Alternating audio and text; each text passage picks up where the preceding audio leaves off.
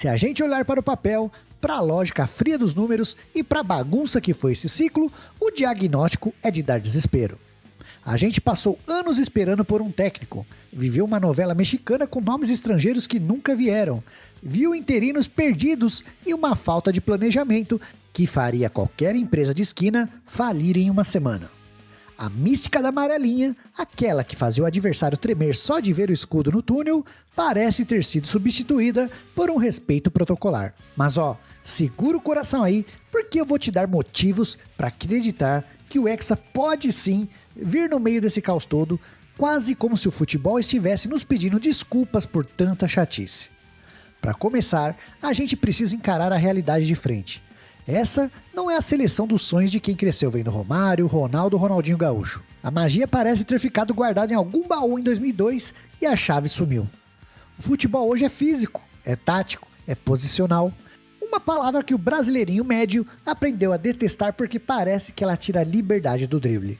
E para piorar, o nosso grande farol da última década, menino Neymar, vive um fim de carreira melancólico, entre lesões e uma distância física e emocional do que a gente esperava que ele fosse. Ele era a esperança de título, o cara que ia sentar na mesa do Pelé, e hoje a gente olha para ele e vê um gênio que o tempo e as escolhas cansaram. Somado a isso, temos a crueldade do destino. Estevão, o garoto que surgiu como um sopro de criatividade, o Messinho brasileiro que estava começando a fazer a gente sorrir de novo, acabou sendo vítima de uma contusão e está fora da Copa. Ele e nomes importantes como Militão e Rodrigo no departamento médico criaram um cenário de terra arrasada. Então, por que diabos acreditar no Hexa? O primeiro motivo é justamente esse. O Brasil gosta de ganhar quando ninguém acredita. A história do futebol brasileiro é escrita com tintas de superação no meio de bagunça. Em 94, a gente vinha de um jejum de 24 anos, com uma seleção chamada de burocrática, feia e sem brilho. O Parreira era o vilão da vez. O esquema com 2 volantes era um crime contra a pátria e a gente só se classificou no último jogo contra o Uruguai. O resultado? Veio o Tetra. Em 2002, a mesma coisa. Felipão foi bombardeado. Romário ficou de fora, Ronaldo era um ponto de interrogação médico e o Brasil tinha perdido para Honduras na Copa América. O resultado? O Penta. O Brasil é mestre em transformar o caos em combustível. Quando a gente chega como favoritão, com a mídia mundial babando e o time cheio de estrelas intocáveis, a gente costuma cair do cavalo. Quando a gente chega desacreditado, com a imprensa batendo e o povo desconfiado, surge um espírito de nós contra o mundo, que é muito perigoso para os adversários. O Hexa pode vir não pela magia, mas pela raiva, pela vontade de provar que o gigante não morreu. Outro ponto fundamental é que mesmo sem a magia característica, o Brasil continua produzindo os melhores operários de luxo do mundo. Pode não ter o drible do Garrincha, mas a gente tem uma safra de jogadores que são pilares nos maiores clubes da Europa. Esses caras jogam a Champions League toda semana, enfrentam a pressão de estádios lotados e tem uma disciplina tática que, se bem canalizada, faz o Brasil ser um time difícil de ser batido. Às vezes, a gente fica preso na busca pelo novo Neymar ou pelo novo Ronaldinho e esquece que o futebol moderno é ganho por times que não erram, que são sólidos defensivamente e que têm transições letais. Podemos dizer que hoje o Brasil tem uma base defensiva e um meio-campo que, se o técnico, mesmo depois de toda a demora, conseguir dar um mínimo de ordem, se torna uma barreira intransponível. A gente pode ganhar essa Copa por 1-0 em todos os jogos de mata-mata na base da eficiência pura. Pode não ser bonito, pode não render dancinha no TikTok em todos os gols, mas o troféu de ouro brilha do mesmo jeito no final. E tem a questão do vácuo de poder. Olha pro resto do mundo. A Alemanha tá no mesmo barco que a gente. Tá tentando se encontrar depois de vexames consecutivos. A Argentina, nossa maior rival, vive o final da era Messi e uma ressaca de títulos que pode tirar aí a fome de vitória. A Inglaterra sempre parece que vai, mas amarela na hora H. O futebol mundial tá nivelado por baixo ou pelo menos está numa fase de transição. A França pode ser um super time? Pode. Imbatível? Não. Nesse cenário, o Brasil, mesmo em crise, ainda é o Brasil. O peso da camisa não ganha jogo sozinho, mas ele faz o juiz pensar 2 vezes, faz o lateral adversário não subir tanto e faz o goleiro do outro lado sentir as pernas pesarem quando vê o escudo da CBF na sua frente. Esse respeito residual é um ativo que a gente subestima, mas que em uma Copa do Mundo de tiro curto faz toda a diferença. A ausência de grandes jogadores que se identifiquem com a torcida também pode ser um triunfo disfarçado, sabe por quê? Que esses caras querem se provar. Vini Júnior, Rafinha, jogadores que são destaques no seu time, mas que no Brasil ainda são vistos com muita desconfiança. Eles sabem que para entrarem no panteão dos deuses do nosso futebol, eles precisam ganhar uma Copa do Mundo. Eles não têm o carinho automático que o povo tinha por Zico ou por Sócrates sem terem ganhado o Mundial. Essa necessidade de ser amado pode fazer com que eles entreguem um nível de esforço que a gente não viu em ciclos passados, onde os jogadores já se sentiam estrelas completas antes da bola rolar. O próprio Vini Júnior tem uma resiliência mental absurda. O que esse moleque apanhou e foi insultado na Espanha só o deixou mais forte. Ainda não se provou na seleção, mas quem sabe nessa Copa do Mundo não é o momento dele. Sobre a bagunça do ciclo e a demora pelo técnico, tem um lado positivo. O time não está viciado.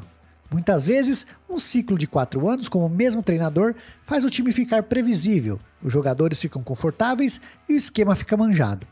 Com essa bagunça toda, o Brasil chega como uma incógnita. Ninguém tem muita certeza do próprio time titular do Brasil, muito menos como esse time vai jogar. E essa imprevisibilidade em um torneio onde a estratégia é tudo, pode jogar a nosso favor.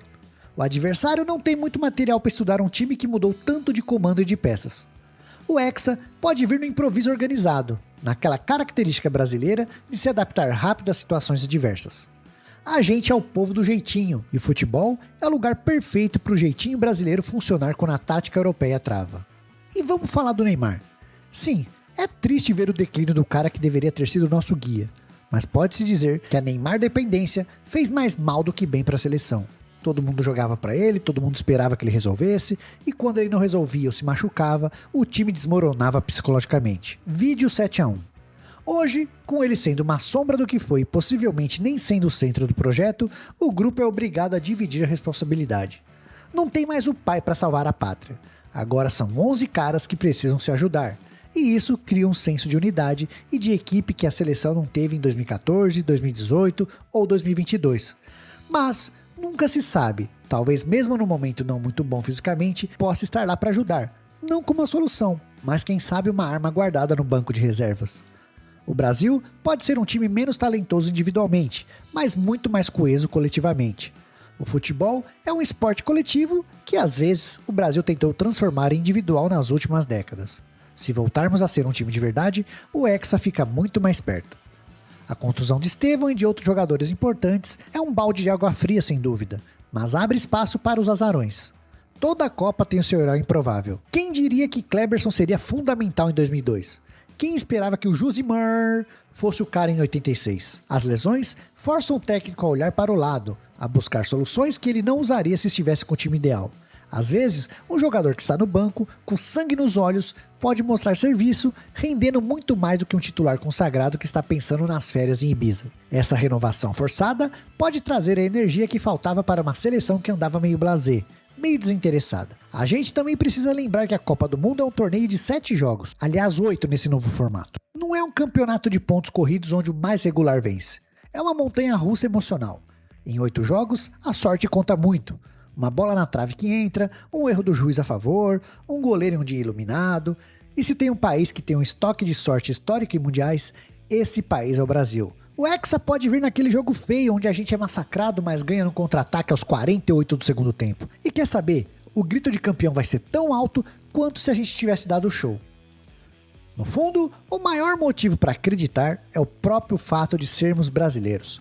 A gente critica, reclama, xinga o presidente da CBF, diz que não vai assistir mais, mas quando toca o hino nacional e a bola rola, algo muda dentro da gente. É uma conexão espiritual que desafia a lógica. O Brasil não é apenas um time de futebol, é a nossa identidade projetada em um campo de grama.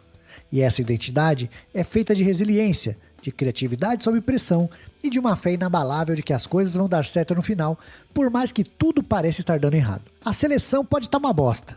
Pode não ter mais a mística de antes, pode estar cheia de problemas médicos e administrativos, mas ela ainda carrega o sonho de 200 milhões de pessoas. E essa energia, quando canalizada no momento certo, é capaz de mover montanhas, ou de empurrar uma bola para dentro do gol adversário na final da Copa. O Hexa não vai ser o título da perfeição, vai ser o título da teimosia, vai ser o troféu que vai coroar uma geração que sofreu, que foi humilhada e que aprendeu que no futebol moderno a vontade supera o talento quando o talento não quer trabalhar. Vai ser a resposta para todos que disseram que o futebol brasileiro morreu. Ele não morreu, ele só estava tirando um cochilo longo e conturbado. Se a gente ganhar, vai ser na bagunça, vai ser no susto, vai ser com o coração na boca. E pra falar a verdade, não existe jeito mais brasileiro de vencer do que esse. Então, guarda o pessimismo na gaveta, prepara a camisa desbotada e se prepara, meu irmão, porque o Brasil, mesmo sendo esse caos ambulante, ainda é o único lugar do mundo onde o impossível acontece com uma naturalidade espantosa. O Hexa tá vindo, e ele não tá nem aí pra sua lógica ou pro seu desânimo. Ele vem porque é o destino da amarelinha. E o destino, meu amigo, ele não costuma aceitar desculpa. A gente vai ganhar essa Copa porque no final do dia, ninguém entende de sobrevivência e de triunfo no meio do deserto melhor do que a gente. Prepara o grito porque o Hexa é logo ali, passando por todo esse mar de cocô e provando que o Brasil é e sempre será o país do futebol, mesmo quando a gente esquece como se joga bonito.